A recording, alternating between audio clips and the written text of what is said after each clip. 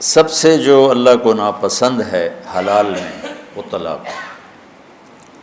حضرت علی سے آپ نے فرمایا، علی طلاق دینے سے بچنا، جب طلاق دی جاتی ہے اللہ کا عرش کانپ اٹھتا ہے۔ جب بے وجہ طلاق دی جاتی ہے، ضرورت کی وجہ سے تو اللہ نے رکھی ہے کہ بھئی نہیں گزارا ہو رہا، ٹھیک ہے۔ تو اب ہمارے ہاں دو انتہا چل رہی ہیں، ایک جو زیادہ اپر کلاس ہے، تھوڑا سا لڑکی لڑکے میں توڑ پھوڑ ہوئی، طلاق دو ہمیں فرق کرو، یہ بھی غلط ہے۔ اور ایک تھوڑا جو نیچے طبقہ ہے، لڑکی پس پس کے مر جائے، نہیں طلاق نہیں لینی اتھے ہی گزارا کر، طلاق نہیں لینی اتھے ہی گزارا کر، یہ دونوں باتیں بڑی ناجائز ہیں اور نامناسب۔ اللہ نے طلاق اس لیے تو رکھی ہے کہ کہیں لڑکی ایسی بدتمیز ہوتی ہے کہ لڑکے کی زندگی حرام کر دیتی ہے، اور اکثریت سسرالی ماحول ایسا ہوتا ہے کہ اس بچی کی زندگی حرام ہو جاتی ہے، وہ گھنٹوں رضائی میں سر دے کے روتی رہتی ہے، اور ماں باپ سے کہتی ہے تو نہیں بابا تم جتھے ڈولی اترے اتھو ہی جنازہ اٹھے۔ یہ کیسی بے وقوفوں والی بات ہے بھائی، وہ اس پر ظلم کر رہے ہیں، زیادتی کر رہے ہیں، تو بچی تیرا جگر ہے، واپس لے، واپس کیوں نہیں لاتے؟ پھر ان کھوائیں گا کتوں، پھر یہ شادی کتنے کریں گے؟ یہ دو چیزیں ہیں جو رکاوٹ بن جاتی ہیں کہ نہیں بات تو گزارا کر جا مر جا۔ تو اس لیے میرے نبی نے فرمایا، تو میں بتاؤں سب سے اعلیٰ درجے کا صدقہ کیا ہے؟ سب سے اعلیٰ درجے کا صدقہ ہے جس کی بیٹی کو طلاق ہو جائے اور وہ گھر واپس آ جائے، اس پر خرچ کرنا سب سے اعلیٰ درجے کا صدقہ۔ میرے نبی نے ایک کماری سے شادی کی، باقی سب یا بیوہ یا طلاق یافتہ، یا بیوہ یا طلاق یافتہ۔ ہمارا ہندو کلچر ہے، بچی کو طلاق ہو جائے وہ سسک کے دیواروں کے ساتھ زندگی گزار دیتی ہے، اس کو کوئی رشتہ نہیں آتا، تو کوئی ایک آدھ بچہ ساتھ ہو پھر تو بیچاری وہ نہ وہ جیتی ہے نہ مرتی ہے۔ میں چاٹ گیا، ایک غریب ملک ہے، اصل ان کی عرب ہے لیکن وہاں رہتے رہتے وہ افریقی رنگ غالب آ گیا ہے۔ جیسے جبوتی گیا، وہاں بھی یمن سے عرب آباد ہوئے، اور وہ اب ان کی شکلیں کالی ہیں، نقش عربوں والے ہیں۔ ایسے ہی چاڑ والے بھی شکلیں کالی ہیں، نقش عربوں والے ہیں۔ ورنہ جو حبشی ہیں نا، ان کو کوئی ناک ایسے ہوتا ہے، کوئی کان ایسے ہوتا ہے، اللہ نے عجیب وہ مخلوق بنائی ہے۔ ہمیں شکر کی نعمت سے نوازنے کے لیے کہ تمہیں بھی ایسا بنا سکتا تھا۔ تو وہاں پتہ چلا کہ بڑا بھائی طلاق دے دینا اپنی بیوی کو تو چھوٹا بھائی عدت کے بعد اس سے نکاح کر لیتا، کوئی لڑائی نہیں۔ 8 بچوں کی ماں بیوہ ہو جائے یا طلاق ہو جائے تو عدت کے بعد فوراً 8 بچوں سمیت اس کی شادی ہو جاتی، اس کو قبول کر لیتے۔ ادھر معصوم بچہ ہوتا ہے نا، ایسی بچہ نہیں لینا، صرف لڑکی لینی، ایسی بچہ نہیں لینا، بڑا ظلم ہے، بڑا ظلم، بڑا ہی ظلم ہے۔ تو بیچاری تڑپتی، وہ آخر ماں ہی ہے نا، تو اس بچے کو تو ہم نے نکالنا ہی۔ ہم شادی کب کریں گے؟ جب بچہ ہم نے نہیں لینا، بس صرف لڑکی کو لینا ہے۔ وہ بیچاری راتوں کو کبھی تڑپے گی، کبھی دن میں تڑپے گی۔ وقت کے ساتھ ساتھ زخم بھر جاتا ہے، لیکن یہ بڑی قاتلانہ معاشرت ہے، اور اس پر ہمارے ممبر سے کوئی بات نہیں ہو رہی ہے۔ اور میں پچھلے 20 سال سے اس مضمون کو چھڑا ہوا ہے کہ اللہ کرے ہماری زندگیوں میں نبی والی زندگی آ جائے۔ اور ہمارے یہاں جو طلاق ہو رہے ہیں، اس طلاق کی وجہ کوئی بہت بڑی چیز نہیں ہے، اس طلاق کی وجہ بد زبانی ہے، لالچ ہے۔ ایک بچہ میرے پاس آ گیا، میں گاؤں میں تھا، رو رہا، میں کیا ہوا؟ کہ جی میری بہن کو سسرال نے نکال دیا ہے کہ فریج لیتے آویں گی تو تاں گھر وڑی نہیں تو وڑنے نہیں دیں گے۔ یہ ہو رہا ہے، عام ہو رہا ہے۔ یہ تو غریب لوگ۔ اور میں ادھر جاتا ہوں ایک جگہ اپنے دانتوں کے ٹریٹمنٹ کے لیے، تو کبھی میری بیگم بھی ہوتی ہے، ان کا بھی مسئلہ ہوتا ہے، تو وہاں ایک لیڈی ڈاکٹر بچی ہے، تو اس کو طلاق ہو گئی۔ کس بات پر؟ کہ تیرے باپ نے مجھے موٹر کیوں نہیں دی، گاڑی کیوں نہیں دی، واپس چلی جاؤ۔ تیرا باپ مالدار آدمی، مجھے گاڑی دینی تھی، اس نے گاڑی نہیں دی۔ یہ پورے پاکستان کی عکاسی میں کر رہا۔ تو بہت کم ہوتا ہے کہ بچی بے وقوف ہوتی ہے اور گھر اجاڑ دیتی ہے۔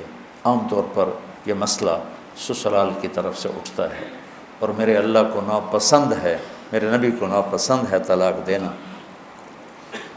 لیکن اگر کسی وحشی سے واسطہ پڑ جائے یا کسی بدتمیز لڑکی سے واسطہ پڑ جائے تو پھر اللہ نے رکھا ہے کہ اس کو الگ ہو جاؤ۔ پھر الگ ہو تو اس کو لڑائی نہ بناؤ، دشمنی نہ بناؤ، یا تو دشمنیاں بن جاتی، لڑائیاں بن جاتی، بائیکاٹ ہو جاتے ہیں۔ عرب کی معاشرت میں اب بھی طلاق ہو جائے تو اس بچی کے لیے کوئی مسئلہ نہیں، اس کی فوراً شادی ہو جائے گی۔ ہماری بچیوں کو طلاق ہو جائے وہ دیواروں کے ساتھ لگ کے زندگی گزار دیتے، ان کو کوئی پوچھنے والا نہیں ہوتا، چاہے قصور مردوں کا ہو، عام طور پہ مردوں کا قصور ہوتا۔ تو یہ بہت اس وقت حساس مسئلہ بن چکا ہے، پورے ملک میں طلاق کی شرح بہت بڑھ گئی، کہ برداشت نہیں ہے۔ والدین اپنے بچوں کو برداشت نہیں سکھاتے۔ میں نے جتنے سال تمہارے ساتھ گزارے، میں تمہیں یہ ایک، میری ساری باتوں کا اگر خلاصہ تو ایک چیز ہے کہ لوگوں کی برداشت کرنا سیکھ لو۔ وہ لوگوں میں بیوی ہو، باپ ہو، بہن ہو، بھائی ہو، دوست ہو، پڑوسی ہو، اپنا ہو، غیر ہو، برداشت کرنا سیکھ لو، آپ کی زندگی خوبصورت ہو جائے گی۔ اگر جواب دینے شروع کیے تو زندگی کا حسن سارا ہاتھوں سے نکل جائے گا۔ جب آپ نے نبوت کا اعلان کیا تو آپ کی 2 بیٹیاں حضرت رقیہ اور ام کلثوم، ان کا نکاح ہوا تھا ابو لہب کے بیٹوں کے ساتھ، چچا تھے نا ابو لہب۔ تو جب آیت آئی تبت یدا ابی لہب، تو اس نے آ کر اپنے بیٹوں سے کہا کہ راسی فی رؤوسکما حرام، میں اس گھر میں قدم نہیں رکھوں گا جب تک تم محمد بن عبداللہ کی بیٹیوں کو طلاق نہ دے۔ تو اس کا ایک بیٹا عتبہ، وہ حرم میں آیا، آپ تشریف فرما تھے، یہاں سے گریبان پکڑ کے جھٹکا دیا، آپ کا گریبان پھٹ گیا۔ وہ کہنے لگا تیری بیٹیوں کو طلاق ہے۔ طائف کے پتھر کھائے اور بد دعا نہیں کی۔ جب یوں بیٹی کی طلاق بھرے مجمع میں سنی تو کہا اچھا، میں اللہ سے کہتا ہوں اپنا کوئی کتا تیرے اوپر چھوڑ دے۔ اتنے دکھی ہوئے کہ اس کے لیے بد دعا کی۔ تجارتی قافلہ شام جا رہا تھا، اس میں عتبہ بھی تھا۔ تو ابو لہب آیا، دیکھو میرے بیٹے کو محمد نے بد دعا دی ہے، اور اس کی باتیں خالی نہیں جاتی، اس کی حفاظت کرنا، کوئی اس کو کچھ ہو نہ جائے۔ ایمان مقدر میں نہیں تھا اور بات پہ اعتماد اتنا تھا۔ جب یہ قافلہ زرقاء اترا تو ایک شیر آیا اور اس نے یوں سب کو دیکھا ایسے، تو عتبہ چیخنے لگا، یہ محمد کی بد دعا آ گئی، یہ محمد کی بد دعا آ گئی، اور یہ مجھے مار دے گا۔ میں کہا پاگل ہے، ہم 300 آدمی ہیں، کیسے تجھے مار دے گا، ہم تیرے پہرے دار ہیں۔ انہوں نے سارے اونٹ کے پالان اکٹھے کر کے اونچا مینار سا بنا دیا، اور اس کے اوپر اس کو سلایا، اور خود چاروں طرف بیٹھ گئے پہرا دیں۔ اللہ نے سب کو سلایا۔ شیر آیا اور ایک ایک کو سونگا، چھوڑتا گیا چھوڑتا گیا چھوڑتا گیا، سب کو چھوڑ دیا۔ کتنے تھے مجھے کہیں ملے نہیں، کیونکہ 150-200 تو ہوتی تھے جب قافلہ چلتا۔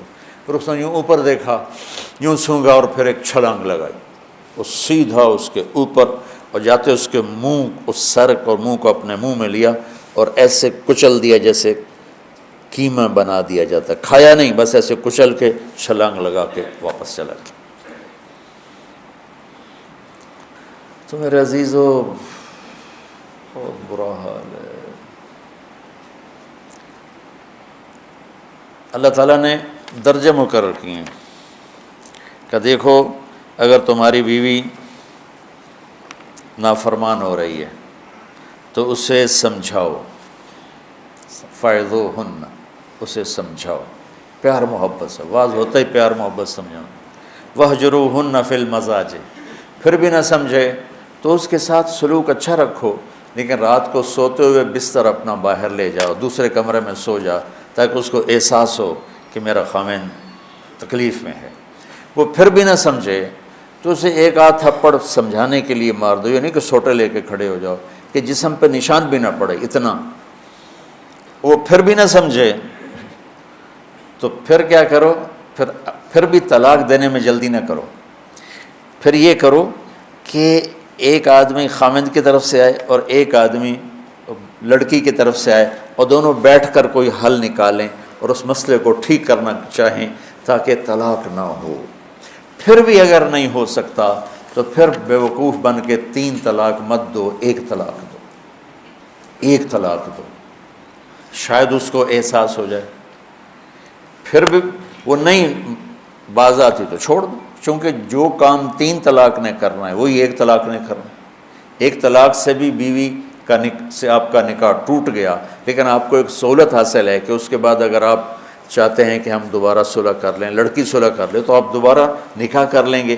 عدت کے دوران تو دوبارہ نکاح کرنے کی بھی ضرورت نہیں ہے، اور اگر عدت گزر جائے پھر آپ نکاح کر سکتے ہیں۔ لیکن چھوٹتی 3 طلاق دے کر آپ اپنا راستہ بند کر لیتے ہیں، پھر پوچھتے پھرتے ہیں۔ ایک بندے نے اپنے بیوی کو 3 طلاق دی اور مولانا صاحب کے پاس، کسی مولوی، ہر قسم کے لوگ ہوتے ہیں، کہ مولانا صاحب میں بیوی نے 3 طلاق دے دیتی، کوئی کی فتویٰ ہے؟ انہوں نے فرمایا حرام ہو گئی، کوئی رستہ کوئی۔ انہوں نے جیب سے لفافہ نکالا اور ان کے سرانے اس کے مسلح کے نیچے ایسے رکھ دیا کہ مولانا صاحب کوئی طرح دسو کہ ہوں تو سوچنا ہی پوے گا۔ دس تو کی آنکھیں آئی، کہا جی میں آنکھیں آئی طلاق طلاق طلاق۔ میں کہا شکر الحمدللہ کوئی نہیں ہوئی۔ کہ جو کیوں ہے کہ وہ ہوندہ طلاق۔